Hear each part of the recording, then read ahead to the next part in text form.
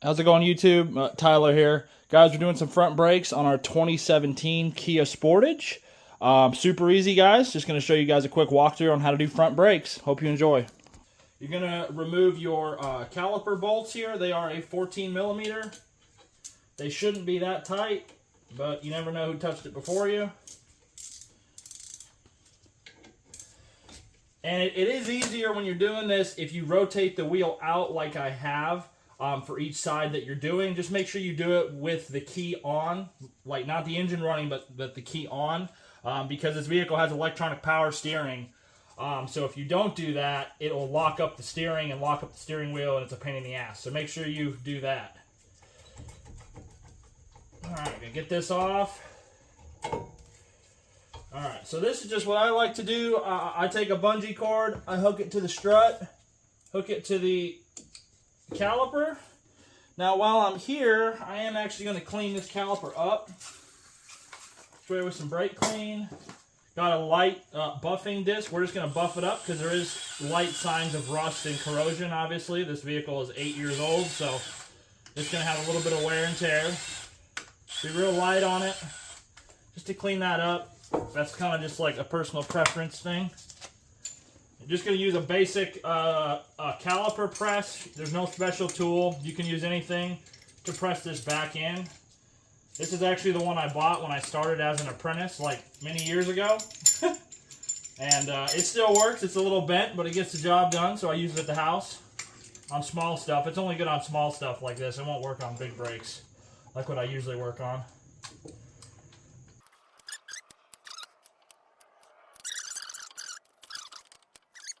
When you're doing brakes, guys, make sure you only do one side at a time. People will make the mistake where they'll tear everything apart on both sides, and you start pushing fluid through, and that pressure will work its way through, and it can actually push the caliper piston apart. And before you know it, you're dumping all your brake fluid on the ground. You got to buy a new caliper. I made that mistake as an apprentice, so don't do that. Next, we're just going to pull these pads off. They have a spring keeper here. Oh, before I forget, there is two little Phillips head screws here. I'd probably spray them with some PV blaster when you start this, because there's a good chance that they're not going to come out, and you might have to drill them out. But let me get the pads off here. It just has these two little retainer V clips. I actually like this design. I don't work on a lot of automotive, so it's nice to see some other styles.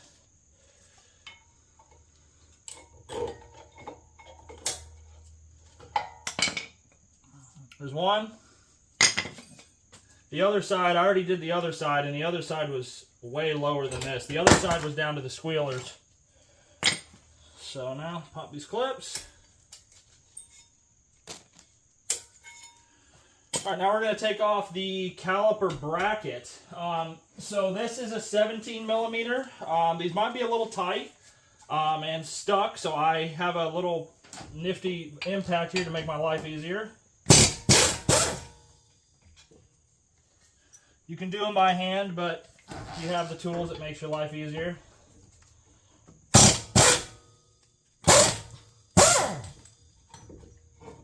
Now, when I reinstall those, I'm going to reinstall them by hand. They're not that much torque. It's like 70-something foot-pounds. So, this is what I like to do. I like to clean everything up. So I'm going to clean this caliper bracket up.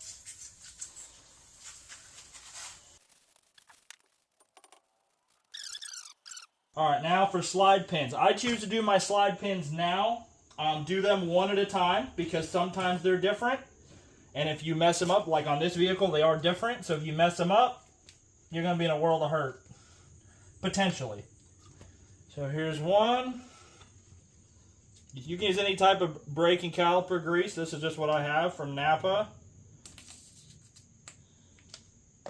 It's actually not my favorite stuff I've used. I'm actually not a big fan of it, especially if it sits. It seems to separate more than other greases that I've used.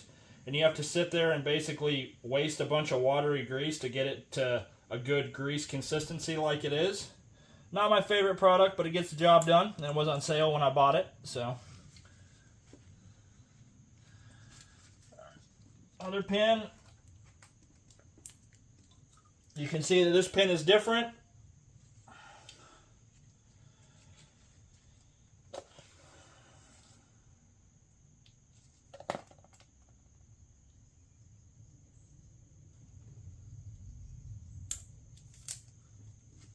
Now we're going to get this rotor off. I would recommend buying a impact, a hammer driver. So this is a Phillips head. So you put this on here and you hit it with a hammer. And what that does, it makes it, so it works good if your screws are stripped, but it also prevents you from stripping screws. Great tool. You can get them for like 30 bucks on Amazon. They're fantastic if you have to deal with a lot of Phillips head screws or for instances like this. So just hit it with a hammer a couple times. It'll lock in. I already broke it loose. So what this does, I'll show you what it does real quick. So when you hit this, you basically, so you rotate this so it's spring loaded. So when you hit this, it sends it together and it will force the screw to turn as you hit it with a hammer. So it's like a 2-in-1 type of force motion. So you just get it set up right. You can do it for tightening too, but you don't want to tighten with it. So do the other one. Oops, I didn't charge it. My bad. Make sure it's charged in the right direction. There you go. That's all that's holding it is rust. So we're just going to hit it with our purse here a couple times.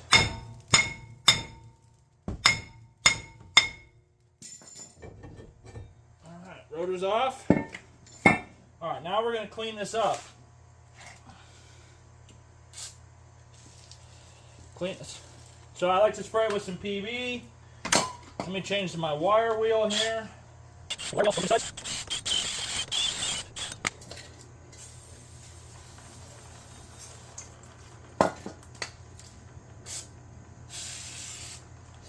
Now, I actually have some emery cloth I'm going to use as well.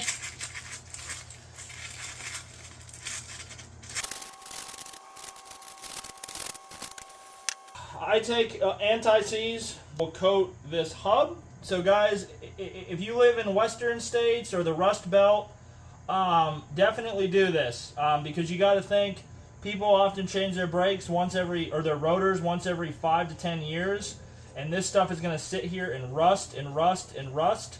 And I've had some rotors that you have to cut off with a cutting torch. Do the anti-seize, you'll thank yourself in about 5 years. All right, guys. So when you get your new rotors, so I usually just buy the Napa Premiums. They've done great for everything I've ever installed them on, so why change what works? Now, your new rotors could have a preservative coating like these do. I always spray them off with brake clean in a rag because you do not want that stuff getting into your brake pads because it could quite literally ruin your brand new brake pads. So, on the back side here. And basically, what that stuff is there for is so it can sit in a box in humidity forever, basically, and not rust. Because you ain't going to sell a new rusted rotor. People ain't going to buy it. Even though there's nothing wrong with it, people aren't going to buy it. I mean, myself included. So now you got to pay attention on your rotor. You got your 2 screw holes for your little Phillips head screws. So you want to line those up.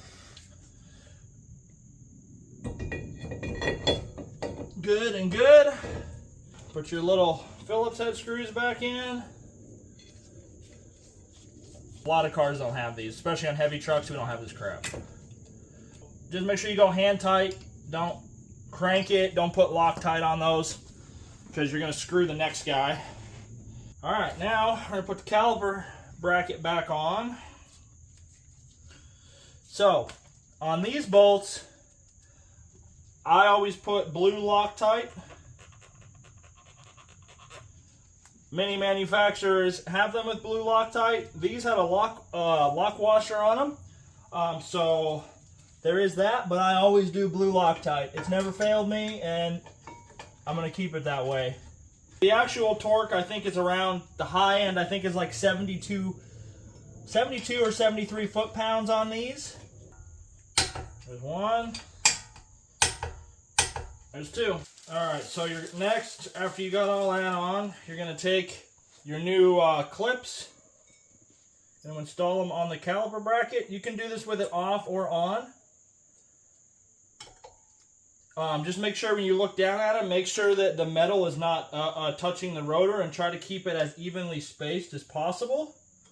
I've had a lot of calls in the past where I've gone out for people to go look at something, and half the time it's because they just got brakes on, and whoever installed the clips installed them and just threw them on there and didn't make sure they weren't touching the rotor.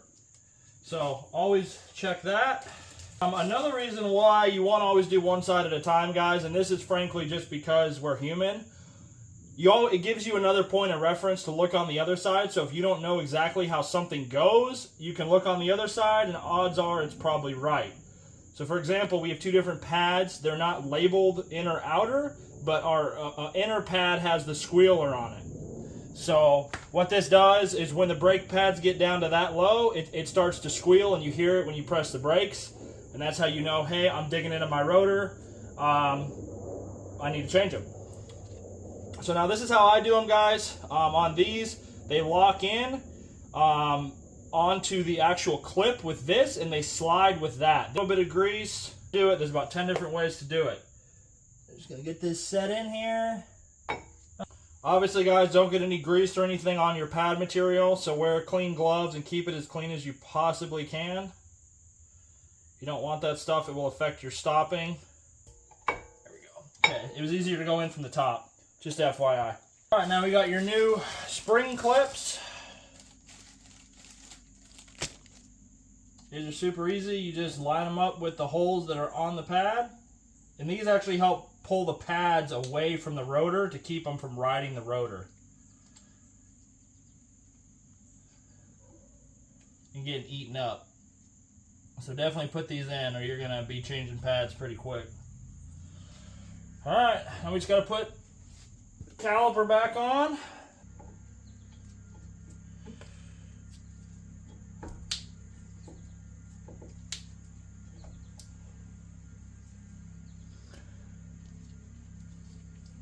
Caliper bolt, and then these I just go snug.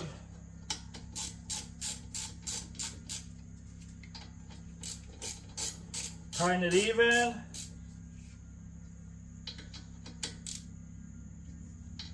So, okay, that's good enough.